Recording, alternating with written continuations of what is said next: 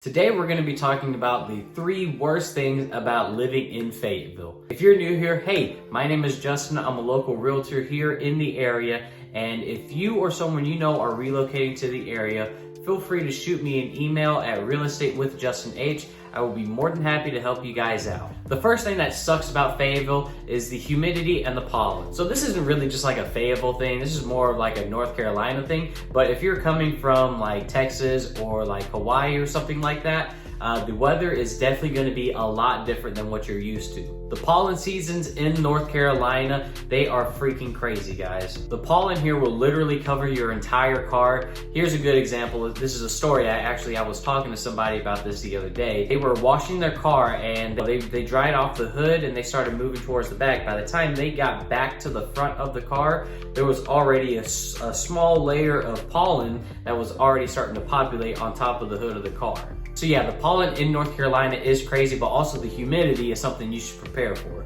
Again, this is one of those things that you should be aware of if you're used to living in like Texas or Hawaii, somewhere it's not really like super humid, but it's more dry heat. It's pretty typical in North Carolina to see humidity reach like 90%, 80% humidity, maybe sometimes 100% humidity. Oftentimes in the morning, you'll see like this huge layer of mist just from all the humidity and all the moisture in the air. And if you're not sure what the difference is between like dry heat in Texas and humid heat in North Carolina, dry heat, as long as you're underneath some shade, you should be relatively okay. You know, there will be a temperature difference once you get in the shade. Humid heat in North Carolina, you don't really have that kind of luxury. It's gonna be hot no matter what. And on top of that, you just overall feel just muggy and it feels nasty outside.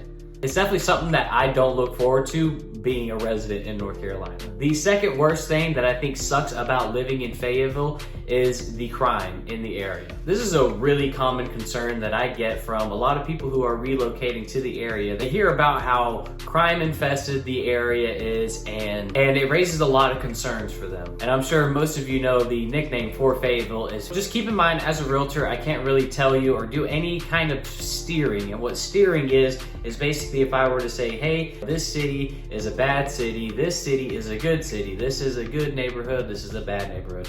I can't really say that, but what I can do is present some facts to you. So according to citydata.com, crime rate in Fayetteville in 2023 was 1.7 times higher than the US average, and that is higher than 95% of the cities in the United States. Also, according to bestplaces.net, if you were to compare Fayetteville and Chicago has 22% more violent crime compared to Fayetteville, but Fayetteville has 33% more property crime compared to Chicago. Now, based off those 2 stats alone, what I can tell you is that kind of checks out. From what I see, it kind of checks out. The last thing that I want to talk about is the lack of nightlife and just entertainment in Fayetteville. So Fayetteville is surrounded by other cities, bigger cities like Raleigh, or if you wanted to go to the beach, you have Wilmington, or if you wanted to go to the mountains, you could go up to Asheville. So Fayetteville is kind of centrally located to all those, but that's a good hour drive at least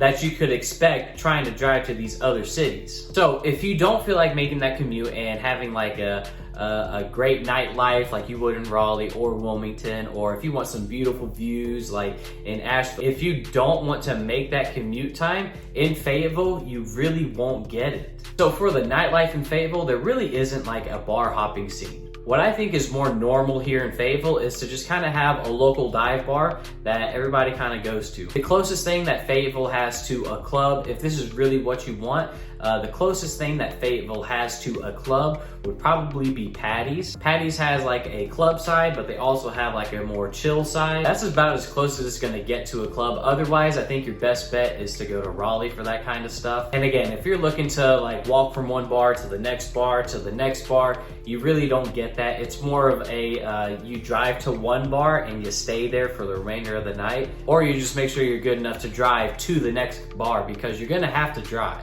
Or walk like 5-10 miles if that's your thing. I mean, don't get me wrong, Fayetteville has some cool spots. You know, there are some local breweries and local restaurants downtown that you could go and take a look at, and it's very authentic and different food. But if you're looking for like live music every weekend, or just a variety of different clubs and bars, or just a bunch of options in general for a night out, you're gonna be very limited for what you can find inside Fayetteville. If you do come to visit Fayetteville, one thing I do recommend is that on Sundays there is a local brewery named Dirtbag Ales. It's actually in Hope Mills, but that's like a neighboring city to Fayetteville. During the spring and summer, Dirtbags has a farmer's market that happens on Sundays, and it is really cool. It's super family friendly. It happens at 10 a.m. and ends at 2 p.m. I believe.